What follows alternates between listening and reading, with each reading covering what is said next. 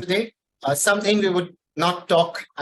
I mean, we might not talk typically of Good afternoon. FSSM today, but the people who are associated with FSSM, that is what we are going to talk. I say specifically people. Our session today is on gender. That not taking much of time, I would hand it over to Professor Chari to begin the session, the warming up of the session, so that we are all on the same page as we listen to our expert speakers at the later half of this session. Thank you. And over to you, Professor Chari. Thank you.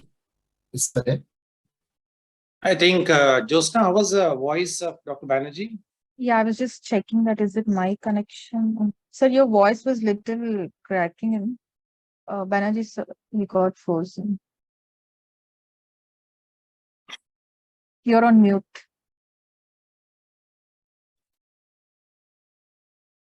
Yeah. We can Your hear voice you is- probably. Yeah, your voice was not clear.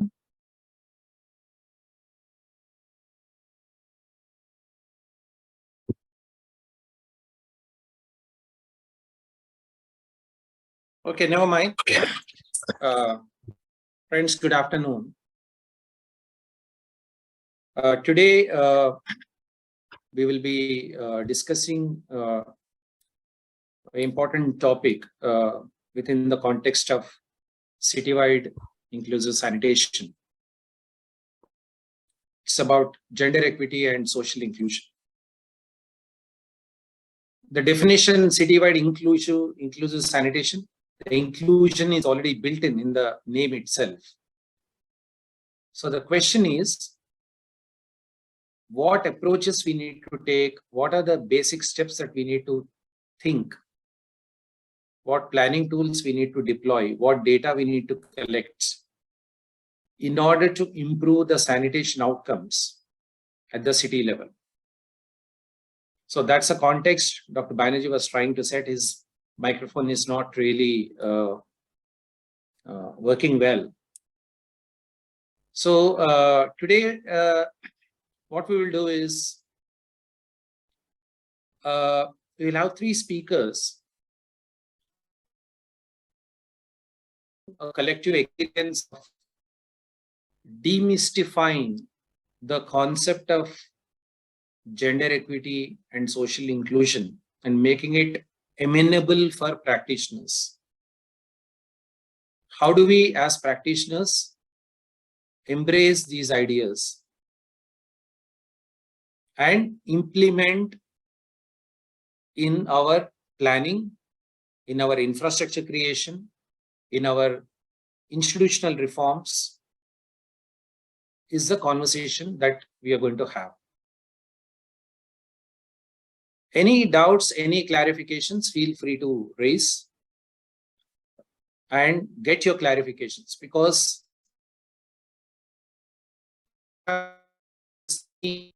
right up front in the program is to make all of us to think from the lens of inclusion, from the lens of gender equity.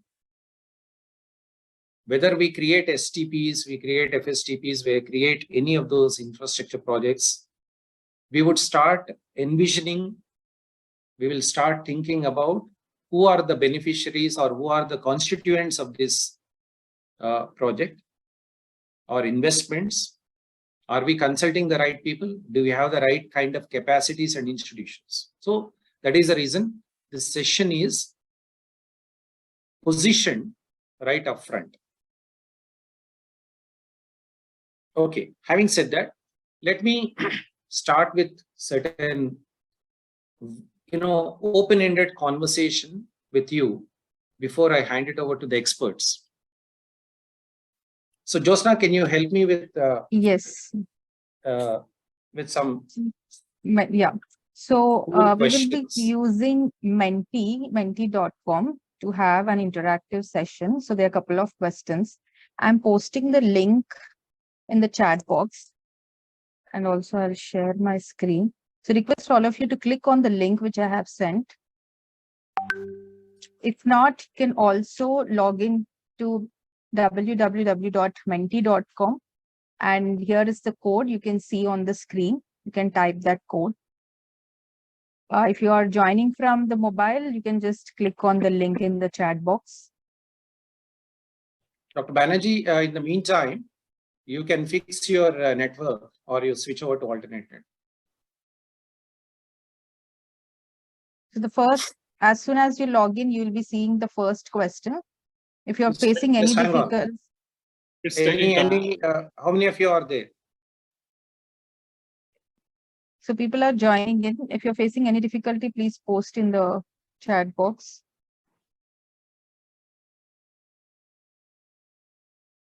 The question is very simple. The first question, we all come from democratic societies. Do all gender, I think the question is, Josna, it's not complete. I think you haven't completed the whole thing. Just a That's second. a great point. Somebody has. I think it took a Okay, word limit. so Sorry. let me just. No, I'll read out the question. Don't worry. Okay. Just put that statement. Okay, friends, the question is very simple. I think it's not populated properly. In a democratic society, do all genders, male, female, transgender, etc., and socioeconomic groups, irrespective of the caste, economic status, physical status, have equal voting power? Have equal voting power? Will they have equal voting power? Do they have 1 vote or 2 votes or 3 votes? Different people have different voting power in a democratic system. How many votes can they vote? Whether it is a local election, national elections, subnational elections.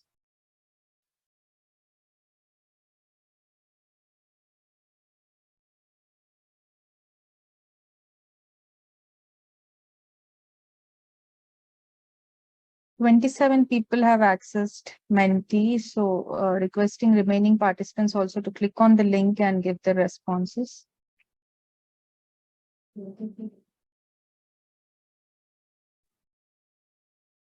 Sorry if I'm not meant to talk, but do you mean like in an ideal sense, right? In a real life sense, not in a ideal sense. In a real life sense, you have some municipal elections or state elections or national elections. Will different people have different voting power, or will they have a single vote? So it's not opening.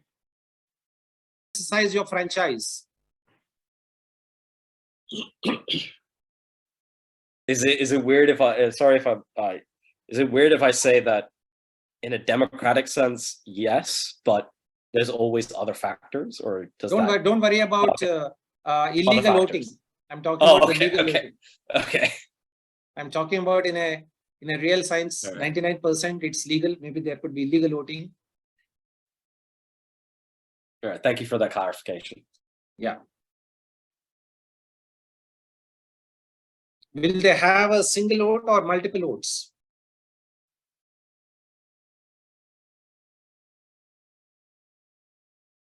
So 31 responses. God. So what is the struggle, friends, in getting into Menti? Do you have any challenge in getting into Menti? Please click on the link. I think you should be directly taken to the question. There'll be follow-up questions. Yeah. Is it Shashikriya, possible can you to get post the link again? Can you place the link and quickly instructions. bring them on board? If the link is not accessible, you can directly go to menti.com on your browser and please enter the code. The code is displayed on the screen. Please put the code also in the chat box. Yeah, people are slowly joining in.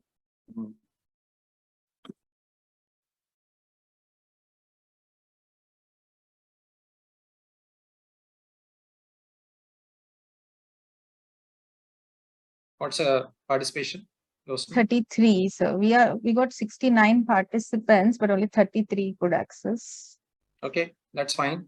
This is Yeah. how the voting happens. Only 50% votes. So that's okay. So, so friends, the question number one is about in a typical democracy, everyone, whether irrespective of the caste, creed, physical abilities, men, women, transgender, they have one vote. Next question. Question number two. You can see the picture on the right. In a democratic system or a city, is the road space equitably earmarked for all the user groups? From what you see in the picture, who is consuming the maximum road space? Who is struggling? Are all groups provided equitable road user space in the answer is yes, then you yes. If it is no, say no. Much of the road space is used by the motorist, and the pedestrians may be struggling. People who are using bicycles may be struggling. Is the road space, who is occupying the much of the road space? We got 26 responses. Okay. Would like to see the outcome. So what you see is that road space is not equitably distributed, though they're equitably participating in the governance as a voter in a democratic system.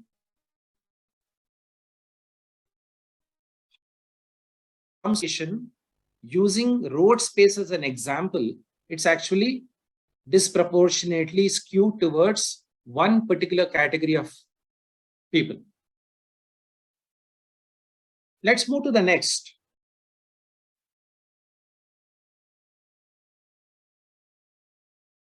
What percentage of your municipality, wherever you're coming from, are women? Is it more than 50%, 40 to 50%, maybe 20%, or you may not have the disaggregated data?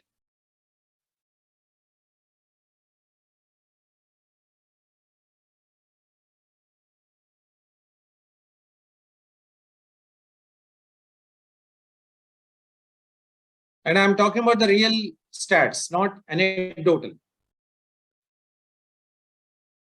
Don't use your assumption to say it could be around 50%. I'm talking about based on your data, whatever data you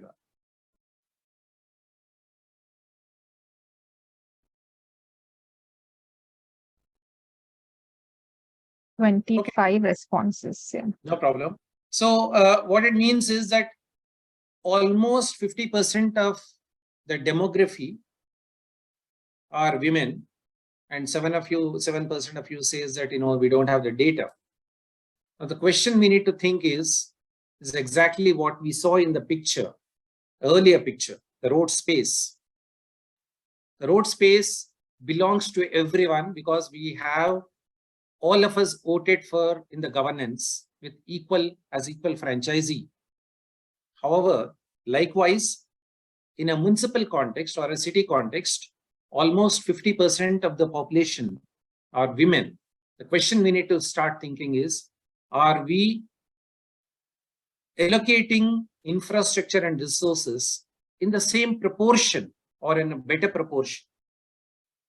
These are I'm leaving behind these questions so that other speakers will pick it up and then find appropriate solutions. Next. What are the implications of not promoting gender equality and social inclusion in providing safely managed sanitation? What are its implications? Let's assume that the business as usual will prevail. Currently, we all know that we are not doing the right things in many ways. As you saw the picture on the road, what are its implications? In the case of road, it's congestion. In the case of road, it's accidents. In the case of road, speed limits come down. There's unrest. In the case of sanitation, what are its implications if I are not consciously promoting gender equality and social inclusion? There could be potential economic loss, deepening disparities and social unrest, risk to public health, delay in achieving sustainable development goals, all of them. So the response is predominantly, how many we have, Josna?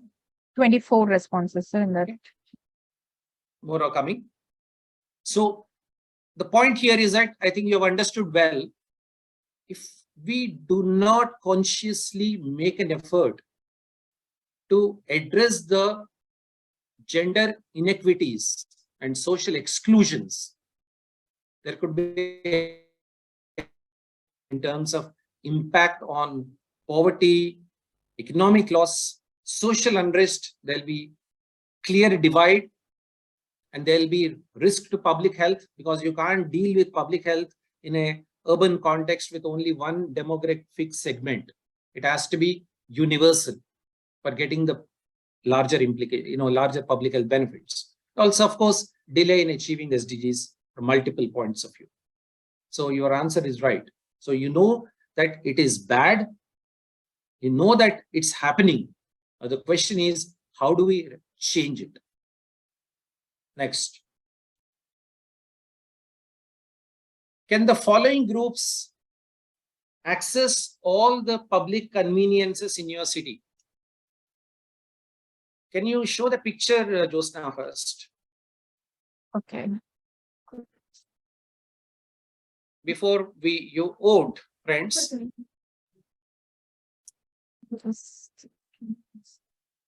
The question is, can the following groups, like physically challenged, women with infants, aged, third gender, do they have equal access? Can they access these public toilets, public conveniences? So just give a glimpse of the reality. Can you see the image? No. You have to exit and then do it. So, yeah. So this is an image. The question to you is, you can see picture there. There's a real life picture. These are public toilets. Are they well designed for disabled, women with infants, aged, third gender? So I would like you to respond to them. Much of this will be discussed later, but I'm just triggering the conversation on this issue of gender equity and social. We got 15 responses. Yeah. So you'll have a toggle button while responding to this. So we have 4 options. Each of that will have yes or no. If you move towards the right, then it is yes. And if it is towards left, then it's no. So based on that, you can put your answers. It's a bit complicated graph, but never mind. What it means is that the other speakers will speak about it. Primarily, we are speaking about equal franchisee and the democracy, but inequitable availability of resources, inappropriate designs. So how do we reverse it? How do we change it? Is a conversation that we have. A final question. Let me get your views on this. In a country X, without naming a country, 14% of the 750 parliamentarians are women. Only 14% are women. Is this a good representation for negotiating women's agency? When I say that, decision making, leadership, collective action, is it a good representation?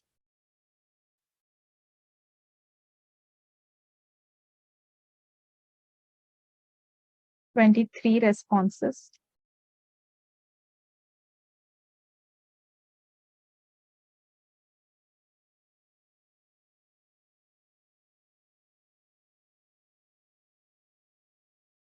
So the representation of women in this case, in this country, is only 14%, and you believe that it will not empower them, it will not give them the position to negotiate, may not give them the power to involve in decision-making process, allocation of resources. It's a good choice. Last.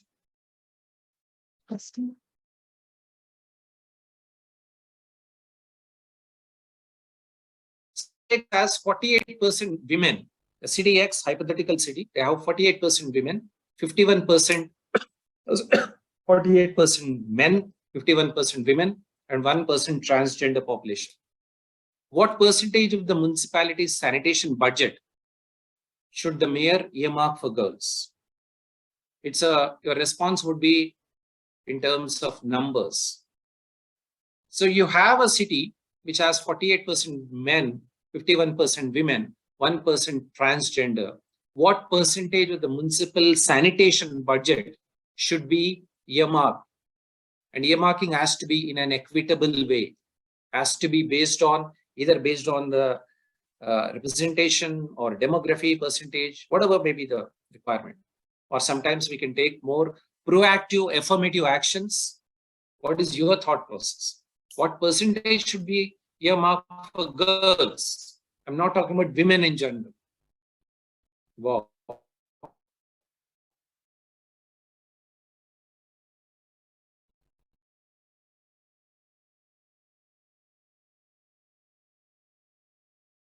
Okay, so by and large, all of you are saying 50% of the budget, sanitation budget, should be earmarked for girls. So remove Josna, just take out. The question is, what is the basis for your answer? Do you have the data? I didn't ask you what percentage should be for women. I asked you what percentage should be for girls. Do you have that information? Do you have the data, disaggregated data? All of these are questions, whether it is budget, data, or quality of infrastructure, design thinking in infrastructure. All of these are very clearly evident that there is disparities. The question is, how do you bridge these inequalities? How do we bridge this exclusion? Is what we will be discussing for the next couple of hours, a couple of minutes. So, Dr. Banerjee, over to you. If your mic is working, otherwise, Josna, you take over. Dr. Banerjee, Yeah, probably it's working right now. Yeah. So thank you so much. I guess you people are charged up. And as a first expert speaker of the day, I would call upon Dr. Jitendra from ADB. You have heard him earlier on a different context, on a different subject, but today he would speak in the subject of today of gender and inclusivity. Over to you, Dr. Jitendra. Thank you so much. Thank you so much, Dr. Rajarshi. I hope I'm audible because I'm not using any headphone and all. Yes, you are. First of all, thank you for your generous approach. I'm not a doctorate. So yeah, I'm Simple Jitendra. I must congratulate ASCI and all the entire team, including Professor Chari, Jyotsana, and you and others who were behind this very well designed, this Mente interaction, and that gave us a platform to really talk on JC, gender equality and social inclusion, as well as I got a good feel of how our participants, our colleagues are having the mental awareness and their sensitivity towards this topic. So that is a very good platform. And now I'll just talk. Basically, I'll talk about how we are doing JC in CWIS in sanitation projects within ADB. And I have got a feeling that you all have a good understanding of why we are doing. So that part I will go through quickly. And what is that is again, quickly, but how we are doing at ADB, just for sharing knowledge with all of you, I will focus more on that. So would you share my presentation or I should share my screen? Jyotsna, is it convenient for you to share? Sure, we can do that. Thank you. Yeah. So welcome everyone. I'm here again with you. 10 days ago, we were talking on CWIS basic and then what kind of projects we are having in ADB, how we are approaching the topic. And today we'll talk about gender equality and social inclusion, how we do in ADB projects.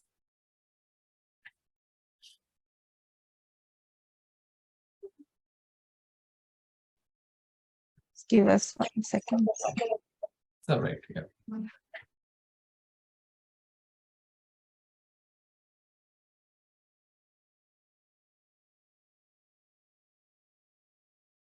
So we can come to next slide. Here I'll just touch upon what do we mean by gender equality and social inclusion.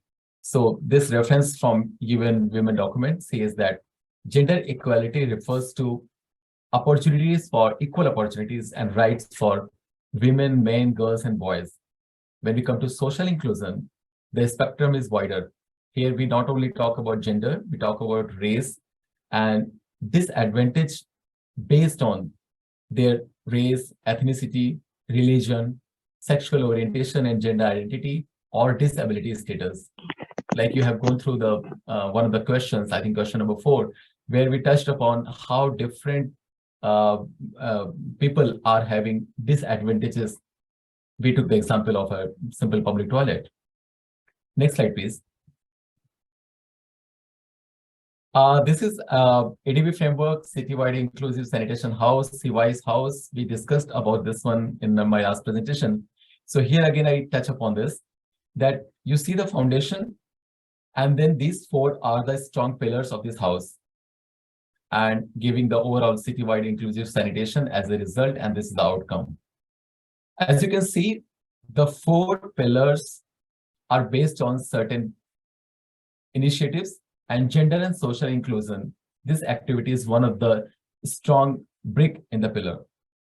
So this is how we have considered gender and social inclusion to be very much important for framing anything related to citywide inclusive sanitation. Next slide, please. This is just a kind of figures I'll talk about. So if you see the figures from 2011 until 2023, July, in last 12 years, the kind of sanitation projects ADB has been involved, CWIS, despite being a small fraction of that, a small percentage of that, we have been dealing in $1.66 billion of projects, sanitation projects, which include predominantly CWIS principles. Around 51 projects in all those years, and less than half of that gender effective projects. When we say gender effective projects, it is something that gender mainstreaming has been kept very much on the front while designing the projects. Next, please. This slide, actually, I don't need to speak about this. This already Professor Chari gave a very nice explanation. If we don't do this, if we don't focus on gender equality and social inclusion, what we'll miss? And we'll miss all this. We'll miss the entire sanitation coverage. We can never say that, yes, my entire city has been covered by sanitation. We will miss health aspect, prosperity aspect, happiness, less pollution, and all these are interrelated. So we have to have a JC approach to meet these objectives. Next, please. Now, this is a crux which I want to focus and bring your attention to. How can gender equality and social inclusion be improved on CWIS projects? So to start with, first of all, we need a strong planning. We need to know who are the people who are most vulnerable, where do they live, then only we can bring them in the planning. And while doing the planning, we must focus on the entire sanitation value chain, of which operation and maintenance is one of the important aspects. So it should not be just creation of assets and infrastructure development. It should be also operation and maintenance into focus. Then only it will be sustainable. Next is enterprise development. If you think about people who are at the, you'll find that MSMEs and sometimes informal sector, they are more and more involved in CWI's projects. If you talk about services to the disadvantaged people, like old people, like poor people, for example, in my house, if there is a septic tank, it is not connected to centralized sewer. So who is going to empty that septic tank? So these kind of service providers should be thought about well, and they should be designed in the enterprise development. And this all should be backed by the policies, laws, and regulations. Then only it will be streamlined and it will be continuous. We should find the institutions who are focal in JC, and we should support those institutions, support by knowledge transfer, support by fund transfer. And next is capacity development. And capacity development, when we talk about women being in the forefront. That can be achieved through scholarships and apprenticeship quota, so that they learn the system, they come forward, and they take charge of that. Then consultation and communication. What we try to do is that in all consultation and communication, we use the materials which are including all sectors, all kind of, disadvantaged people, vulnerable people. It should not be just like showing one man, one woman, and that is enough. Like in our earlier question, we saw the pictures, how the children, how the sick people, and how the third gender, all this can access. And then the people who are involved in all this chain, they should be held accountable. Then only we can, see the success and the continuity of that. And the final thing is research. We know that whatever we are doing at ADB, whatever other organizations are doing, whatever has been done, that is not enough. More and more needs to be, come out, and research funding is very much required to progress, to streamline, and to have a coherent approach. Next, please. Now, I'm just taking you through 1, 2, 3 examples, how we are doing. And then in the next slides, I'll talk about how exactly we write in the documents, how exactly we monitor that to ensure that our JC approach is successful. So this example is coming from Nepal. Nepal, we had series of projects. You can see 2000, 2009, and the recent one was 2014. And through this project, Nepal became the first South Asian country to introduce country-wide regulatory framework for fecal sludge management. And that has been followed by other countries later. As far as JC initiatives are concerned, what has been focused is that water user and sanitation committees, which was built under this project, it was mandated by the government that at least 33% will be represented by women. And all these committees will be having one woman to key post. So this way, like Professor Cherry was already talking about, how with less percentage of women parliamentarians, how they can advocate and how they can negotiate for women coming in front and women taking charge. So this is a very good initiative which was achieved in Nepal. Next was that contractors were mandated to a certain extent and, incentivized to have female workers wherever it was possible for them. And data, disaggregated record of labor and wages to be maintained since beginning so that it can become a good database. Similarly, private toilet facilities belonging to poor, women-headed and vulnerable groups, and public toilets were made design which were friendly for women's safety, which were friendly for people with disabilities. Next, please. Another example I'm drawing from Rajasthan. We talked about this project in my last presentation as well. In this project, we find that this is one of the true sense CWI's project. Here we are constructing 26 sewage treatment plants and 14 fecal treatment plants. And these towns are secondary towns. So I'm talking about 34 towns in Rajasthan, secondary towns. And as you know, secondary towns is scattered at different with different population density. They need fecal sludge management in a very big way. So this project is achieving city-wide inclusive sanitation. And what different initiatives has been taken for JC? At least 1,000 college-age women will be given internship program.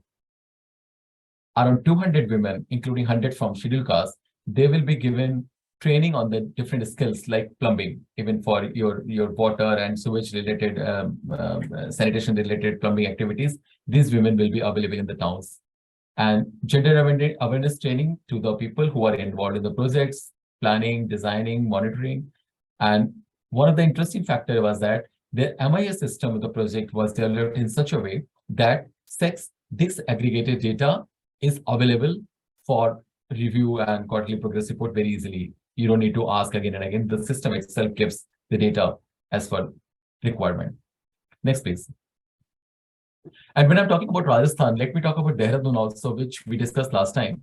So in Dehradun, what has been one good initiative has been taken. Pink toilet buses have been introduced.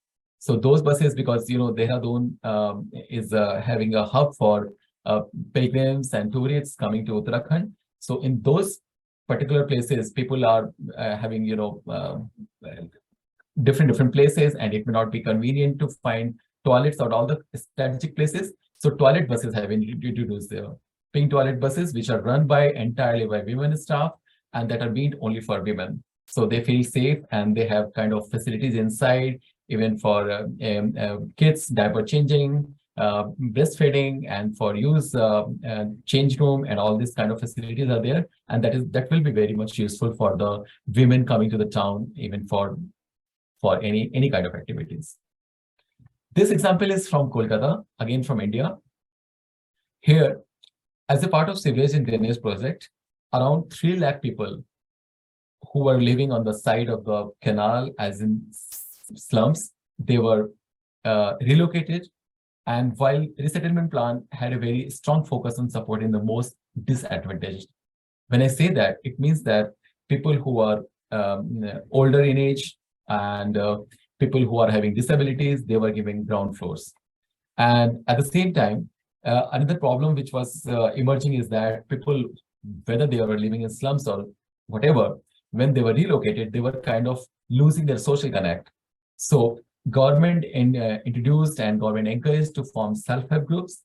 And these groups talked on the problems like children quitting school and girls being married too young. These kind of social problems were being discussed and solutions were being found. And this way, the people got, again, a kind of social network and social support system was developed. And that was very much useful in this project. One of the striking features of this project was that non-transferable housing titles was given in the name of family's female household head. So they were empowered legally, and it was most likely that that house will retain with them only. So these are some kind of activities which are happening in the projects, being sewage and drainage projects. Now we'll discuss about how exactly we write that, how exactly we monitor that. Next slide, please. So this is an example. Maybe the fonts are small, you may not be able to see, but when the slides will be shared with you, you can appreciate better. I'll just take you through this, how we do that. So I'm talking about strategies to ensure JC in CWIS projects. First and foremost important thing is that develop a JC plan. And that is a little extra, a little more than a regular gender action plans. So here you can see, we relate outputs. The basic project, like if I'm talking about a Kolkata project and a sewage project, there are certain outputs which are well defined. So output 1, output 2. So what the team does, they identify the opportunities and activities for gender equality and social inclusion, and they relate with the outputs. So here you can see output 1, and then there are sub-bullet points 1.1, 1.2, 1.3, which are focused on women and other vulnerable groups. So I'm just reading out few activities. Ensure participation of women, poor, and vulnerable in project orientation and consultation sessions. So this is activity. And how indicators and targets. So it is said that local communities, target is 33% women, 25% socially excluded and vulnerable groups, participate in project orientation and consultation sessions. And this way, it is defined here. And then when projects are quarterly reviewed and monitored, these numbers and the list is compared and assessed whether this activity has been achieving its target or not. If not, what corrective actions are required in the next phase of the project in the coming days? And that corrective action is taken. Another example here is enjoining contractors to employ poor women representatives from vulnerable groups, affected persons. Affected persons, when I talk here, that is project affected persons. Like if I am laying a pipeline on the bank of the canal and I'm relocating somebody, he's or she is affected person. And indigenous people for skilled and unskilled work and enforce national CLS. So for this particular thing, what indicators and targets have been set here? Here we talk about numbers. And that is agreed in the very much starting of the project. Next slide, please. So similarly, we can see here that what kind of activities has been defined, like this one: conduct public awareness campaigns on water conservation and sustainable hygiene behavior practices and training on JC in WASH and leadership. So here we talk about people, here we talk about government also. So here, at least 100,000 people are reached through awareness campaign, at least 2 million members of water use and sanitation committees trained on leadership and JC, and WASH training, including girls, menstrual health organized in public primary and secondary schools. So these activities are targeted, and then again, as I told you earlier, these are monitored. So this is an example of planning. Now, next step, can we go to next slide, please?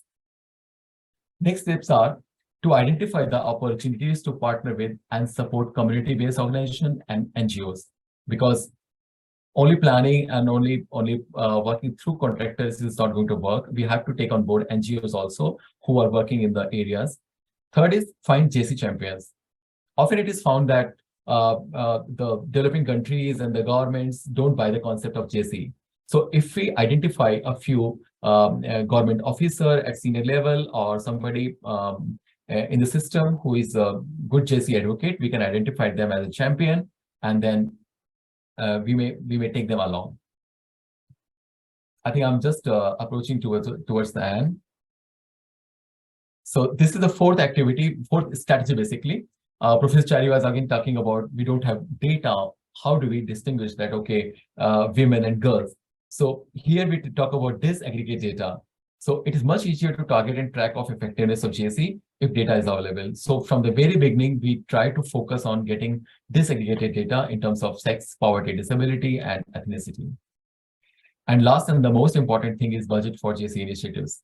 Though it appears that it is costly affair, but in long run, when we see the benefits like a health benefit, less pollution, and economic prosperity, we find that this is not a cost. Actually, this is an investment kind of thing. But we need to identify budget for these activities. And here, one example we are talking about at ADB, we have this TA 9897 technical assistance. And right now, this is being managed by me and in the team. So we try to support different projects and different activities through this TA so that it doesn't become a part of loan and burden if the government is not willing to. We initiate this, and then we hope that the government and the people will realize the importance of JC initiatives, and in the future they can adopt that in long run. Next, please. Now here we talk about summarizing what we just talked about. So what is JC? Now I hope that you are having a clear picture of when we talk about gender equality and social inclusion. It is not about women, men, girls, and boys. It is all about anyone who is disadvantaged, who is not taken into account in our planning of CWIS and sanitation projects. So we just talked about how we do at ADB, and I'm sure that there could be there is always scope for improvement. We are also trying to improvising in future. So I hope that you learned something. So in summary, women and children, ethnic minorities, urban poor, and persons with disabilities, the focus should be that. And COI's focus on equity inclusion is not a business as usual. You have seen the mindset of people around. So we have to break that system.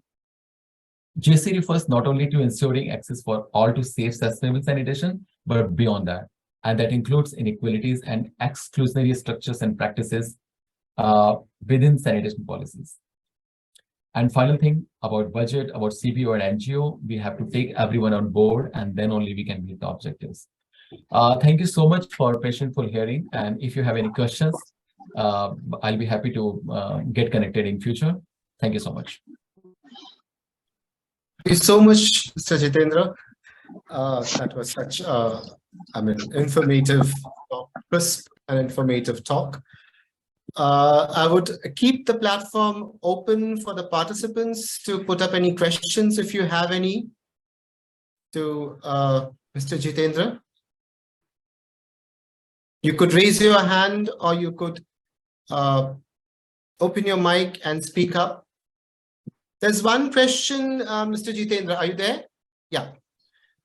Does ADB set or propose specific % of women benefit from the project? Pardon, can you please repeat? Sathani. Pardon? Okay, does ADB set or propose specific percentage of women benefit from the project? It is not prescriptive from ADB side. It is discussed with the government when the project is, conceptualized. It is discussed, and that is based on some data, whatever is available data within the context of the city and the country. And then it is discussed, ADB advocates for, and then it is agreed. It is not that it is prescriptive that, okay, 35% or 40%, no. So which is achievable, which is agreeable, but ADB advocates and ADB gender specialists also takes part in those discussions. Yeah. There's one more question. Shall I read it out? Yeah. Which international governing instrument addresses the principle of JC in terms of water and sanitation besides SDG?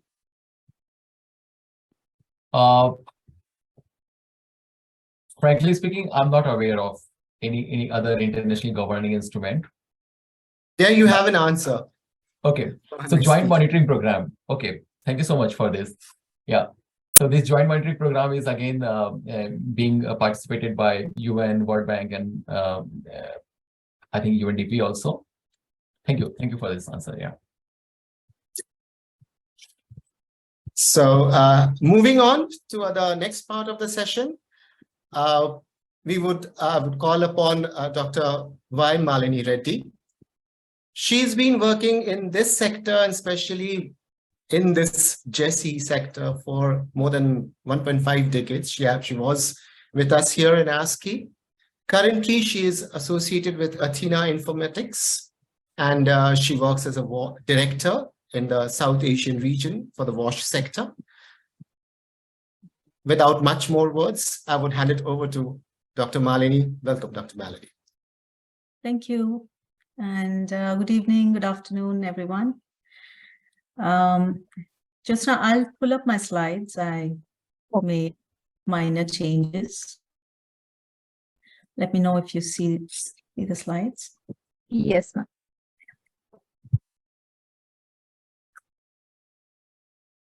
You can put it on slides. Yeah. All right. It's perfect. Well, thanks for inviting me, Dr. Banerjee, Jyotsna, Devika. Lovely to be here. I complete 1 year at Athena and moving from South Asia to a global profile. So it's an interesting day for me today. Yeah, thanks. So thank you, everyone, and for having me here. I'm Malini, and I work for an organization called Athena Infonomics. But we are actually a global impact solutions company. We work at the intersection of social research and data analytics to help organizations improve and achieve their impact goals. Sanitation is one of our largest portfolios. We are about 80 plus across multiple geographies, and we're a 13-year-old company, one of the fastest growing organizations. In the sanitation space, and specifically in the citywide inclusive sanitation space, we have been deeply involved. The 3x2 matrix that you've all been referring to is a matrix that Athena Infonomics has developed along with multiple partners through multiple years of consultations with funding support from the Gates Foundation, working very closely with Elise. And I think you've already had an interaction with Elise earlier. If not, you would have the benefit of listening to her. So we've been involved in the development of the framework, identification and drawing up of the indicators, conducting multiple rounds of measurement on citywide inclusive sanitation, In addition to that, we are tools people, so we develop a lot of diagnostic tools in sanitation. We worked on extensively on sanitation financing. We focus on unlocking public finance and private finance for particularly for small and medium towns. We've worked on MHM, women leadership. So we have a largish portfolio in AWASH in Asia and as well as sub-Saharan Africa, and work across projects around with USAID and other things. So in all these projects, gender, of course, just a second, let me put this for charge. Yeah, in all the projects, all the work, irrespective of whether it is in sanitation or otherwise, gender is an underlying theme. And I'd like to share a few thoughts with you. So I've structured the presentation into 3 parts today, and I'll take you through that. Firstly, when we say that we need to be sensitized to gender-related issues and challenges, exactly what are these issues?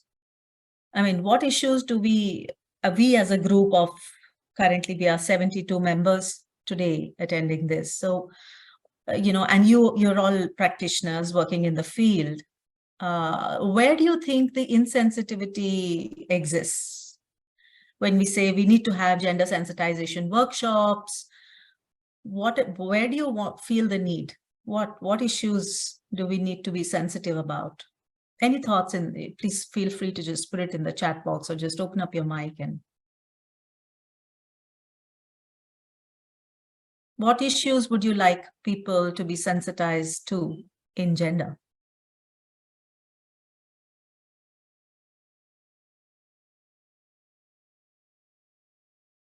So recently, before this, we had a questionnaire where we were doing like a group quiz. Yeah. And the final question was, how much of the budget, a sanitation budget, should we allocate for women?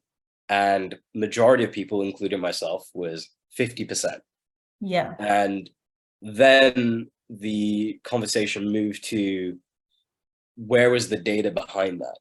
Yeah. Is it harder to build women's toilets? Is it harder to build facilities for, if one gender's facilities are harder to build than another, does that mean, do we have to reduce the amount there is, or do we just build the easier one and just have a less? It causes those dynamics. So I would say mindset, changing people's basic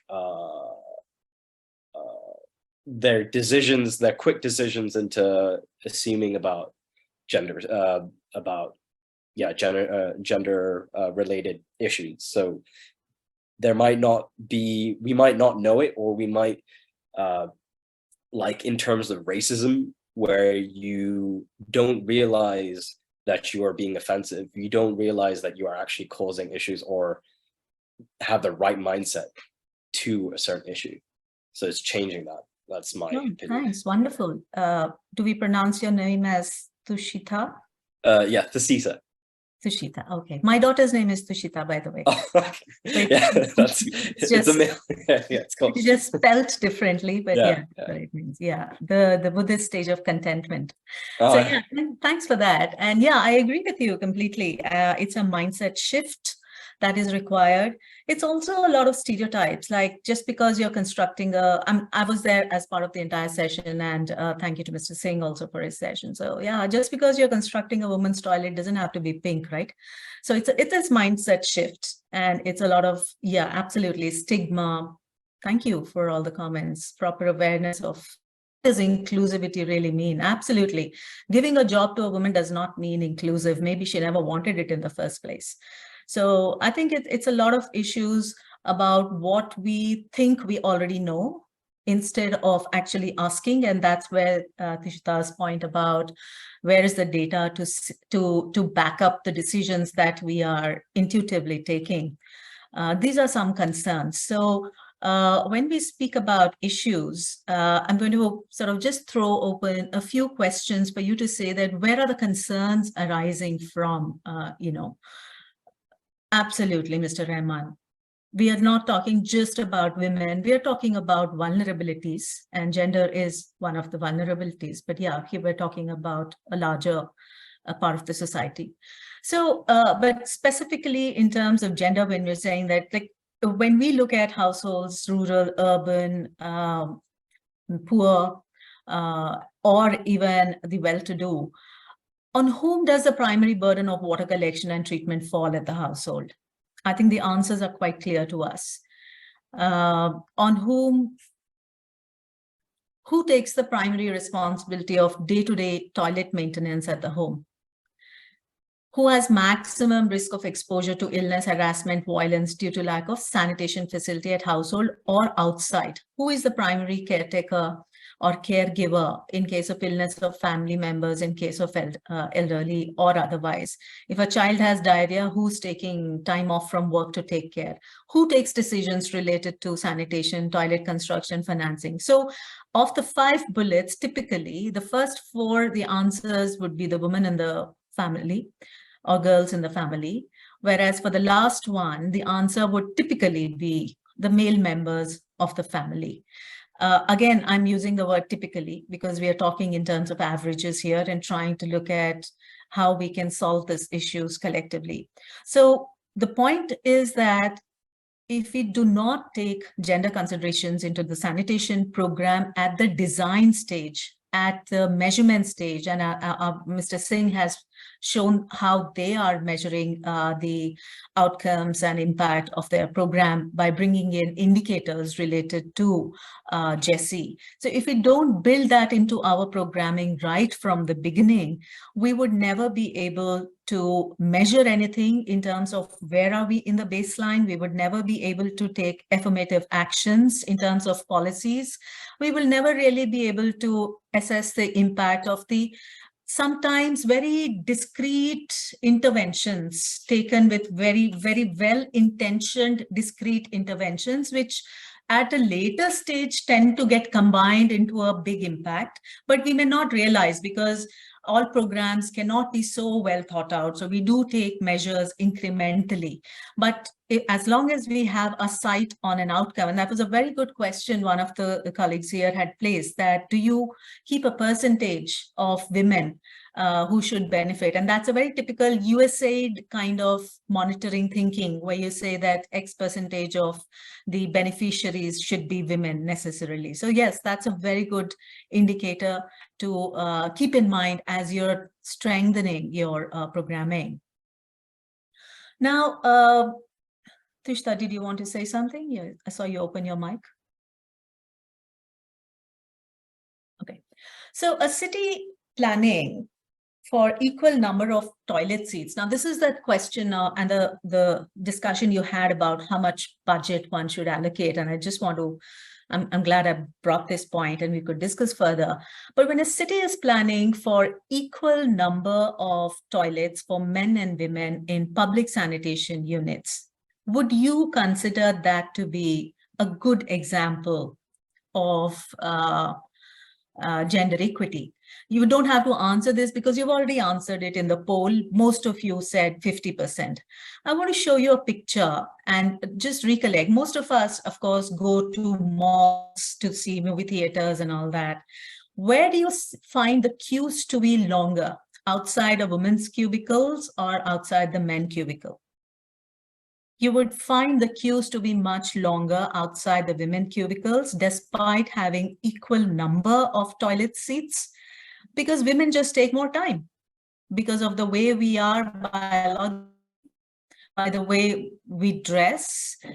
Sometimes women have children with them to take to the washrooms, as compared to men. More women take children to the washrooms. So therefore, the wait time for a cubicle is much higher. So when we are talking in terms of equality, 50-50 doesn't mean equality. Equality means giving equal opportunity, resources which are equivalent to the requirement is equality, not 50-50. So you have to consider that, reconsider your answer, that when I'm talking about municipal budgets for toilets, do I need 50-50 seats? Maybe in some locations, I need more seats for men than women. Maybe somewhere else you need more, but just because I have 50% women population, 50% male population does not mean 50-50 seats would be enough. Women do take more time. They may require more cubicles. They may require larger size. They may require place to keep the bag. They may require some place for the kid to just sit. They may require other facilities. Yeah. That's true. That's also so. So there are issues. So in addition, you're very right, Mr. Shah. In addition to just the counting the number of seats, the facilities that you need, whether it is a hook that you require inside or a place for the child to be waiting while you're taking care of your personal needs, or it is in terms of a men and women toilet unit having a male caretaker and women not feeling comfortable going there, wanting exclusive toilets for women, these buses which are exclusively for women going to, marketplaces where there is no space for the city to construct a public toilet, so you can have mobile toilets. So all these are additional, and you may need to spend or consider having the budgets which are more than 50%. Now, while we say it, we also have to say not all women are similar, needs of all women are similar. Similarly, not needs of all men are similar. We have our own vulnerabilities, our own challenges. There are elderly who may require different kind of facility, and this picture is clear. There is a disabled gentleman, there is an elderly gentleman, and we see the intersectionality of disabled and elderly. So the point we have to be sensitive about is not how many women are there and how many men are there, but in terms of what are the requirements of the women in my city? What are the specific requirements of men? What are the different kinds of vulnerabilities which are there? And how is a situation perceived by different folks?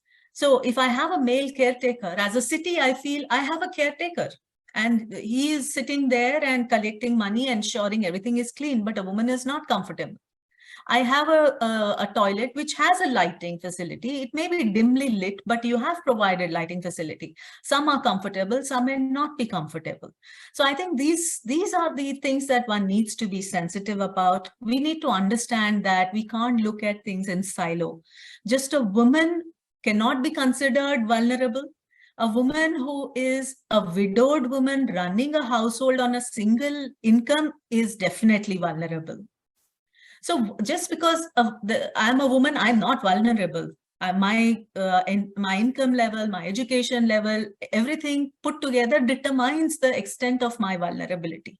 So therefore, we need to look out for these intersectionalities. Am I a person living in an area with very low sanitation infrastructure, prone to flooding? I'm hugely vulnerable whether I'm a male or a woman. If I'm a sex worker living in a community with very good sanitation infrastructure, but in public sanitation facilities, I am looked down upon and not permitted to use, I am vulnerable. So I think these are the vulnerabilities and intersectionalities play that we need to be aware of. I just wanted to put out this picture, which is a most favorite picture in all gender and GESI training programs. So the reality is we are not equal. That's what we see in the first picture. We can provide the tools, as we said, 50% for men and women, and give them equal heighted stools. But because they have inherently different vulnerabilities, the little kid will not be able to see above the fence. Equity is when you realize that tall chap does not require the stool and give the additional stool. That's what equity is. But true liberation is when you have no barriers. Now, when we are talking in terms of our own programs, all of us have funded programs, 5 years programs, 6 years programs. There is only so much we can do. And these social norms take tremendous amount of time and effort to change. You can't simply say that in my programming, in my city, I will make sure that that every sanitation decision has equal participation by women. So every sanitation decision board has 50% women participation. You may get women representation, So you have 50 women sitting on the seats, but they may not be truly participating, because participation requires an ecosystem which will give them comfort that yes, you can share what you want to say, and I will listen and I will pay heed to it. That is a social change. Whereas ensuring there is 50% representation is an affirmative action. I'm ensuring. This is the similar example is what we do in elected representatives. 50% of the municipal council should comprise women. That is an affirmative action. Over a period of time, the people will start realizing the contribution. Women will start also exercising the power and start raising their concerns and voicing their requirements. So therefore, liberation takes time. That's transformational. So from this, what we are talking about is when you remove barriers, you're actually working on gender transformative norms, which in a typical sanitation CVIS program, when you are looking at safety, accountability, data systems, you may not be able to approach really in a 5 years duration, but that's the direction to go. But definitely all the examples Mr. Singh had also given in the previous in his presentation are definitely gender intentional, where you are taking very specific, measurable initiatives to bring down the gender gap. So we can definitely all operate on gender intentional space while aspiring and working towards moving towards removing the social cultural barriers, which do take a bit of time. Now, this is also another framework, which is, again, you would find it, and you could visit the Bill and Melinda Gates Foundation website, and you would find this framework. So essentially, this framework talks about I have to find empowerment, right? How do I empower it? So women empowerment is defined by multiple things. One, resources. Are you giving equivalent resources? Is she able to go to school? Or if there is no toilet facility in the school due to MHM, lack of menstrual hygiene facility, she is not able to go to school. So if that is the case, you have a problem on the resources side. Fix it. Fix the infrastructure, fix fix providing sanitary pads, fix providing incinerators, ensure that water is available so girls are not sitting at home waiting for water to come. So these ensure that all the toilet facilities that you provide are safe, and women feel comfortable using, people with disabilities are comfortable. All those come under the resources bucket. Your institutional structures are what policies, how much percentage of budgets am I keeping?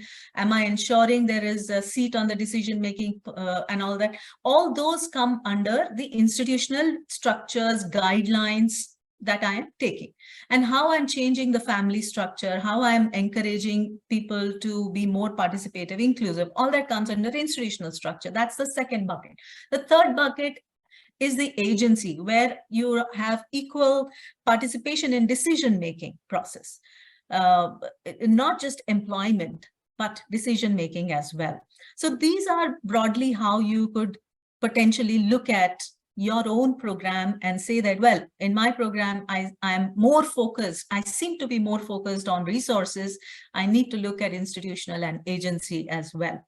And you could potentially look at resources and institutional structures together while approaching agency. So how do we achieve this? And that's where I've said that there are three levers. The first lever that I feel very strongly about is the data lever, because till the time you don't know what to fix, you can't start fixing. You can be shooting in the dark. So it's very important that in your city, in your state, you identify who is being excluded. It's not just women.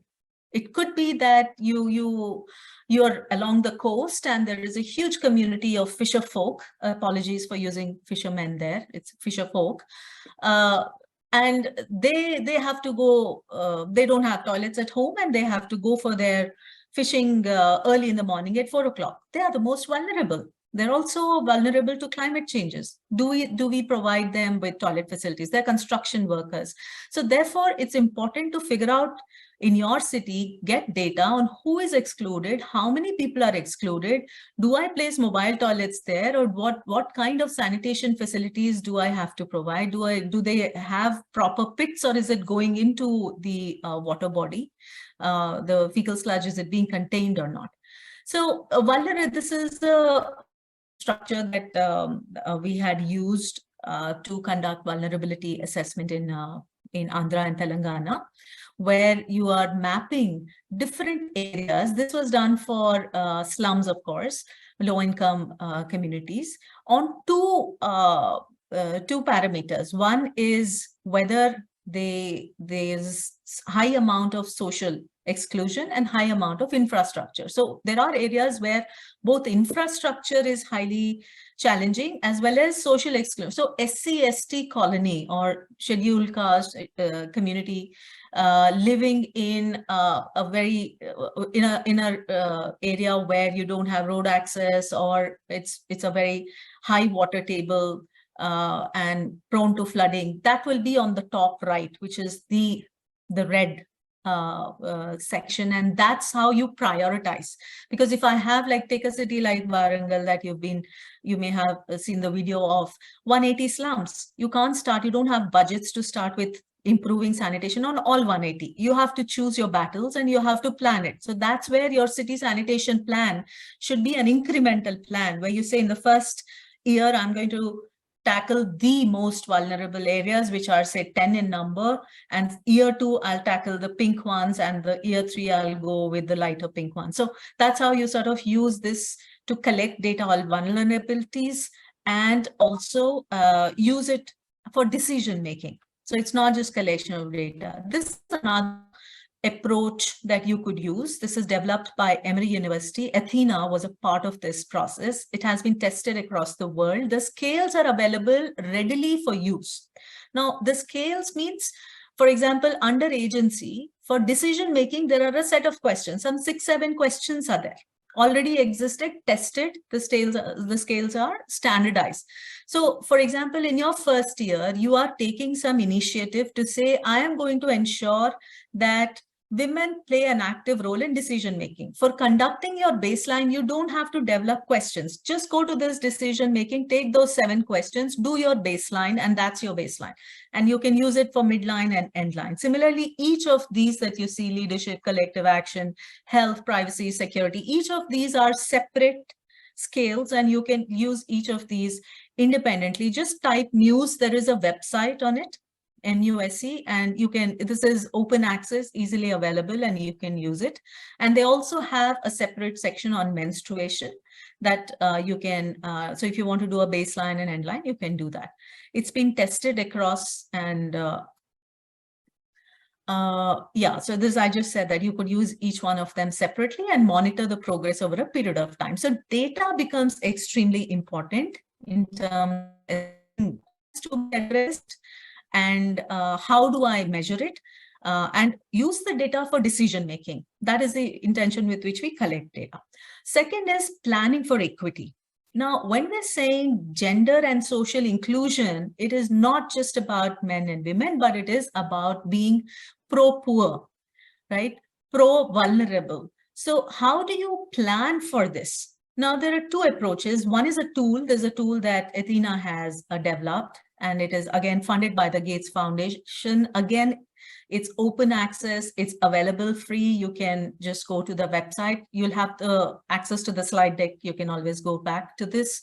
Now, this is essentially a tool which will help you in mapping where are the vulnerabilities, how much does it cost for me to fix the vulnerabilities, and who will benefit if I spend X amount of money. Where should I spend? Should I spend it in Ward 1 or should I spend it on Ward 5? If I spend it on Ward 1, how many people will benefit? If I spend it on Ward 5, how many people will benefit? What are the different scenarios? How do I plan forward? How do I do my analysis, financial and return on investment analysis? So essentially, it is not just infrastructure planning, but it is looking at being very intentionally pro-poor. If I have 100 rupees, how do I use it to ensure that the majority of the budget is aimed at helping the poor reach safe sanitation goals? So this is a readily available tool. You please see if you have time and interest, and you can always come back to us. We are happy to organize a quick presentation if you would like, a demo if you'd like. The other thing is about city sanitation plans. Now, each city has a city sanitation plan. It's extremely important that you go back and look at your city sanitation plan and see if it has elements of inclusion built into it from the beginning to the end. Now, I can share with you terms of reference or requests for proposals of for developing TORs for cities. As recent as last month, ADB has come out with these RFPs for developing of master plans in Bangladesh. And if you see for about 60 cities, you would see that, I'm not sure if it's ADB or AIIB. My apologies, Mr. Singh, if it was ADB, but you must also check just in case. So are our RFPs and TORs incorporating the elements related to vulnerability, or are they still very infrastructure project oriented? What do we mean by including aspects of vulnerabilities? It is not just about increasing the reach of the sewered network. It is not just about establishing a fecal sludge treatment plant, but it is about estimating where do I need maximum desludging, which are the areas where desludging may be required every 6 months and not once in 3 years. And therefore, how do people in that locality pay for it? It costs, in Indian currency, it will cost you 3,000 rupees, for example, to desludge.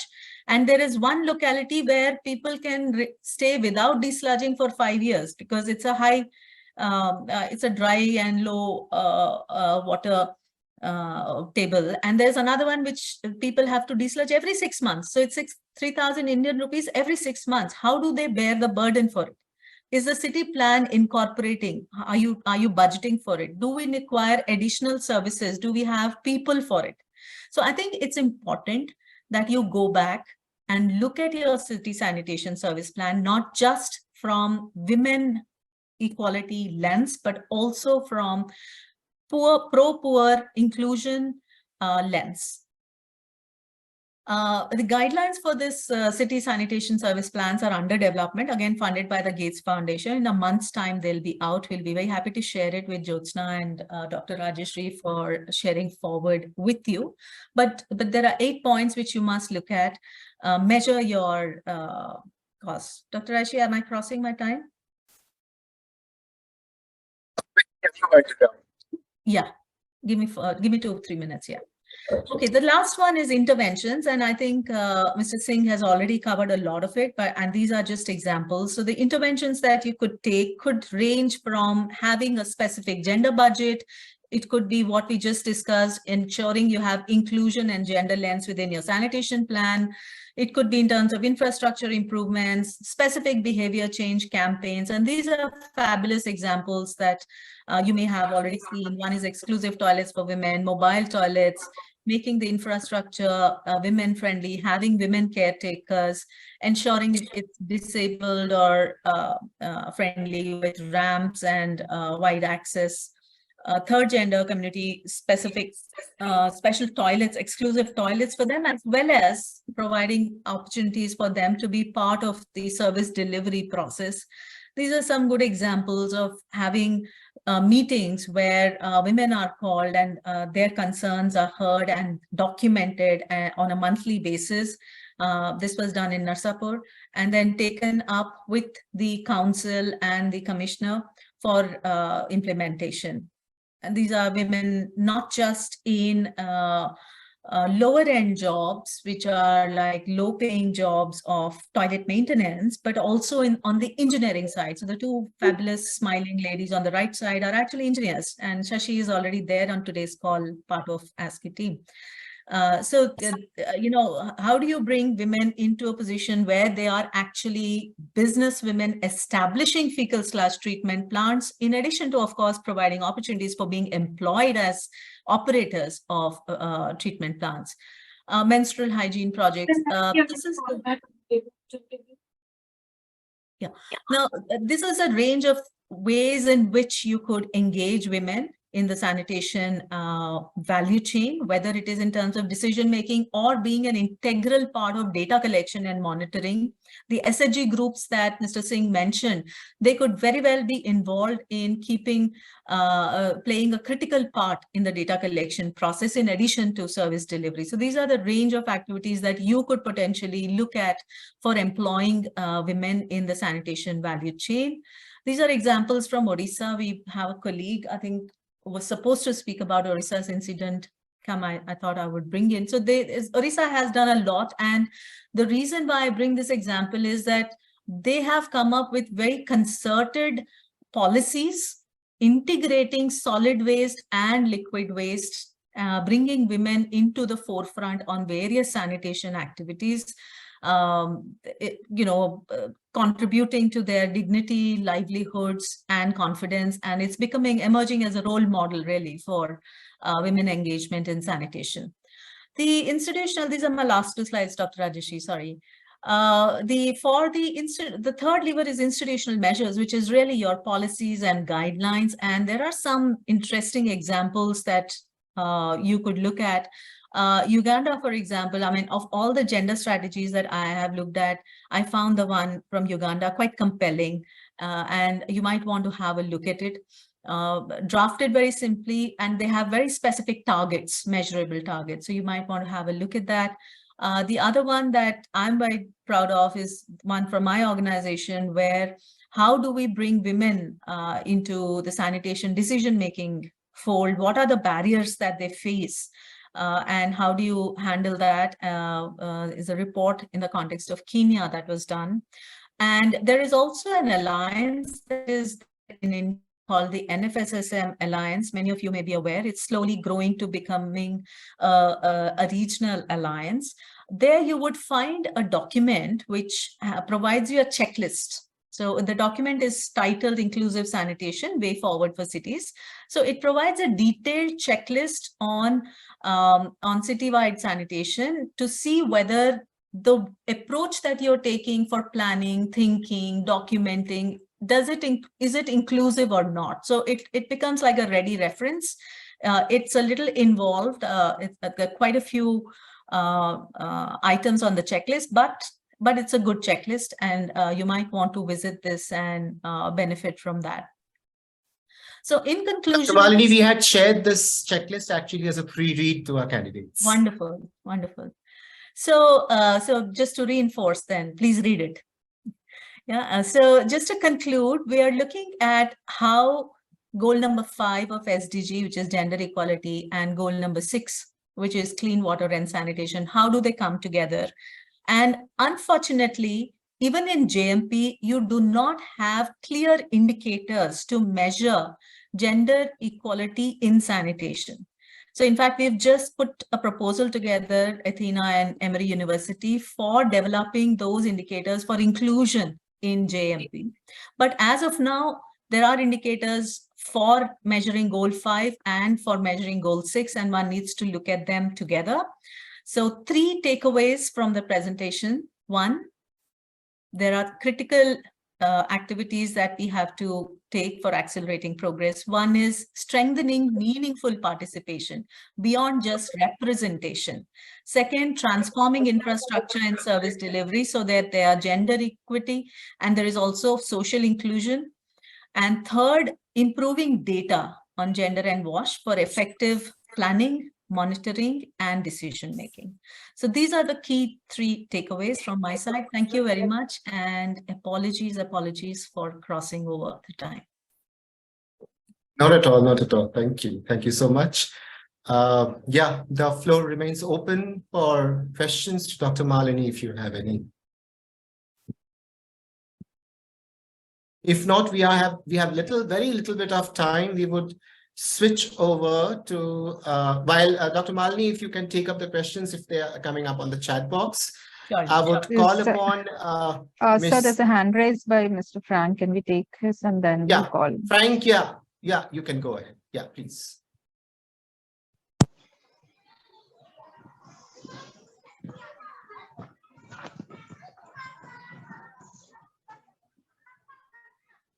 Frank, are you around? Frank, we are not able to hear you. Can you put the question on the chat in the chat box? Okay. We have one more hand raised by Ado. Can you? Yeah. Thank you, Doctor. Thank you. And just to say a big thing to the presenter, because what we are learning now apply to my context in Côte d'Ivoire, Ivory Coast, West Africa. We know that we are so much to do to achieve this gender equity and social inclusion in this aspect. So it is what I would like just to mention that is very, very insightful for us. Thank you. Thank you. I had the pleasure of visiting your country and city last year with AFWA and Mr. Papa Samba. We're working towards. Okay. Yeah. Good. Thank you. Good to know. Good to know. Yeah. Thanks. As an expert, we would call upon Ms. Srijana from N4 Nepal. She is a participant, and as a part of a peer learning activity, she would share some of her experiences and N4's plan on gender inclusion and the activities they are taking up under Jesse. Over to you, Ms. Srijana. Thank you, sir. Actually, Do we need to present? Do we need to pull up your slides? Yeah, you need to pull up because I'm joining from mobile, and also I have to off my video. Okay, And do it. Please, we'll do it. Not to worry. Okay. Just I want to share my experience, not as an expert, but whatever I have done, whatever we have experienced in the Nepal that I want to share. Please go to the next slide. First, I want to start with the things that we have. Actually, we have lots of legal document. We are rich in the document, although it's we see lacking in the implementation. Actually, in context of Nepal, even the Constitution of Nepal has clearly envisioned the Nepal as an inclusive state and guaranteed the rights of equality, social justice, and discrimination to all. No?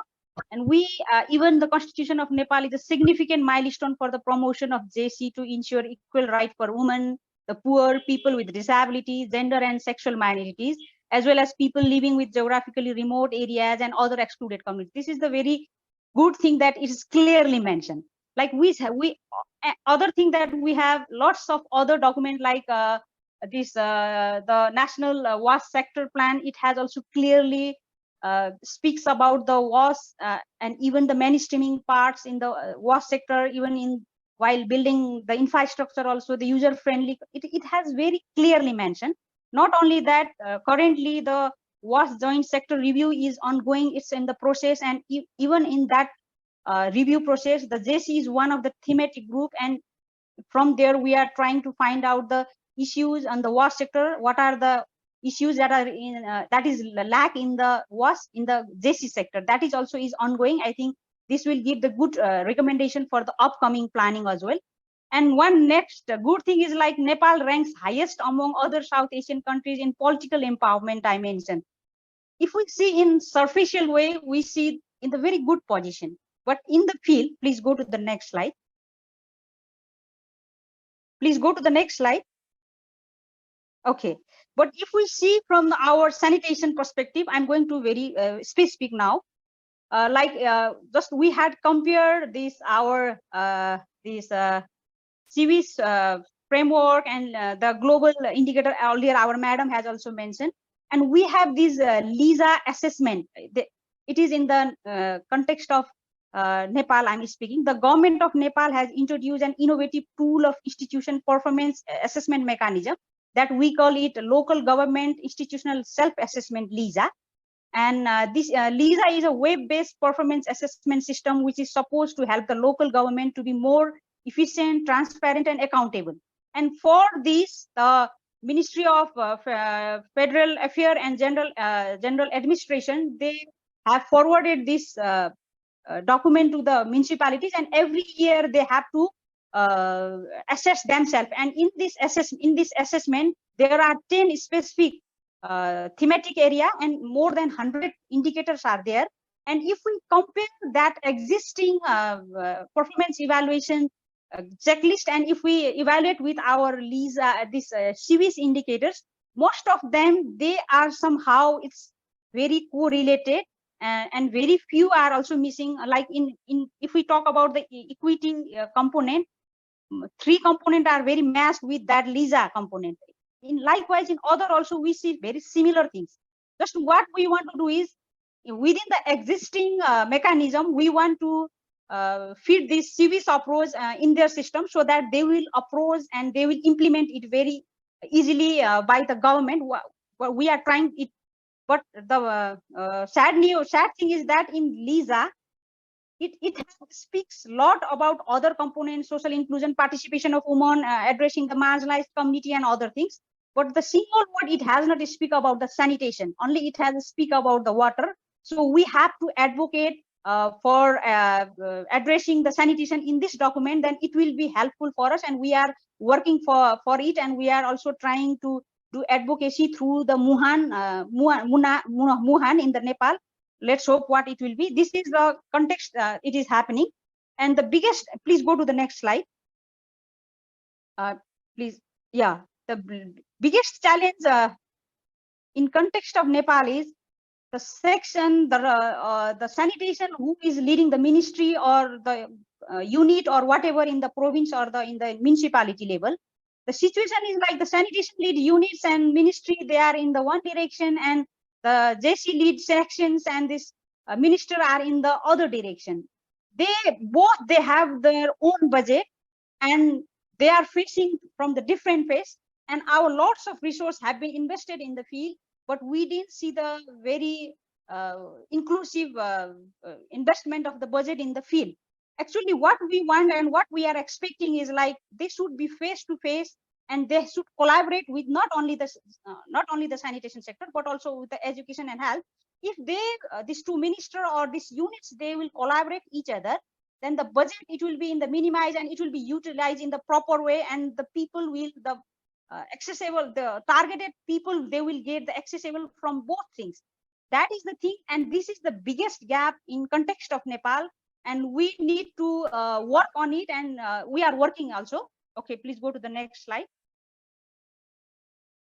Yeah, if we talk about this in the sanitation value chain also, in context of Nepal, we see the lot of gap among the this male and female. Like if we talk about this unpaid work, unequal wages, and all things, mostly women are engaged. But if we see in the field, for the paid work and decision-making role, most of the men are involved there.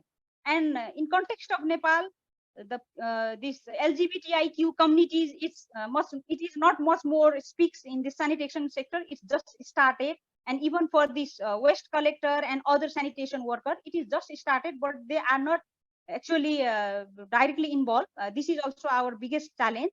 And excluded community are derived in the sanitation sector, and even we don't have disaggregated data in our system. And unless and until we get this disaggregated data, it's much more challenging to plan, and it's being much more difficult. This is the thing. And next thing I want to show, okay, system, okay. And next thing is like we are more focusing on these practical needs rather than strategic need. We are trying, not we, not all the development agencies are trying for this strategic need as well, but this is seems lacking in context of Nepal.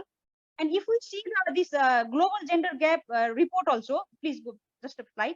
There is a huge gap of engineering field, like in technical field also, we see the very less number in the female, that so that it is in, later we see gap in in the field also. Okay, please go to the next slide. Please go to the next slide. And what we have done, actually N4, we have 4 projects ongoing on the CVs, and on that project, what we are doing, that I want to focus. In policy advocacy, we are doing media engagement for policy influencing in this inclusive sanitation, lots of talk program shows among these authorized communities and others, that is ongoing. And we have developed lots of videos for the advocacy for addressing the ground realities of sanitation workers. And also we have provided the platform for sanitation worker and others in the national level, and provided platform to raise their voice so that the policymaker will listen their voices, what is their reality, that is the we are going. And another is we are processing to review the WAS intervention from marginalized community, how they are investing and are their investment going in the field or not, that we are going to review it. And also we are reviewing the WAS policies and guidelines from this JC lens, and some of the report has come. We see very most of the policy related to WAS, it is not so inclusive and they have not speaks a lot, and we have even provided the suggestion for the related ministries and other agencies. Okay, please go to the next slide. And in the advocacy, we are promoting the user-friendly like Aeros and Toilet through the media and others. Also, we are promoting this sanitation WAS facilities for sanitation, where we have demonstrated one this toilet WAS facilities in one municipality, and that is used by the sanitation worker. That was as a model WAS facility, and it's much more. It is a much more, what to say, it's helpful for sanitation worker, and it has made them easier also. And we are advocating for other to do as well, and conducting campaigns and door-to-door visits to reach the marginalized communities. And also we are in process to actually strengthen the networks of the slum and marginalized community, sanitation worker, LGBTIQ networks, as well as others users community, and capacitate them to raise their voice in the from their own community. Please go to the next slide. And in the capacity building in the 3 level, like in the national level, province level, we have developed lots of training package through our projects. And even there also we have the languages, terms, and the cases and videos, whatever are kept in the lesson plans. We have trying to demonstrate, and we have to keep from the JC lens, and even the JC experts are also involved while making the packages and other things, and even while delivering the training. Likewise, in the municipality level also, while delivering the CVs and FSM training, we are not focusing only for the technical portion, but we are also trying to involve the social officers and other JC focal points, planning units, and other health units, so that it will be integrated, it will be go in the integrated way. We are trying to train those guys in the municipality. In the community level also, we have done lots of training, and even in the coming days, we are planning to do the training for those community level groups in the specific right base, linking with sanitation and JC. Please go to the next slide. Madam, request. Okay, Okay. yeah. I am trying to complete on time. Thank you so much. Okay, thank you. Thank you so much. And I really appreciate you for not only for the work you have been doing, but for also the attempt you have taken. She informed me in the morning that she's been stuck up. She had gone to the fields for some work, and she's stuck up in a landslide.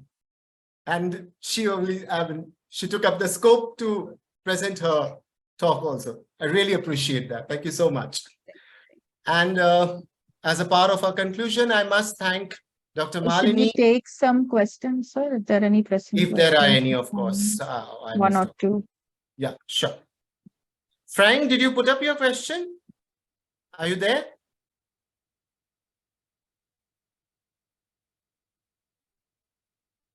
Anybody else? Any other questions to put up?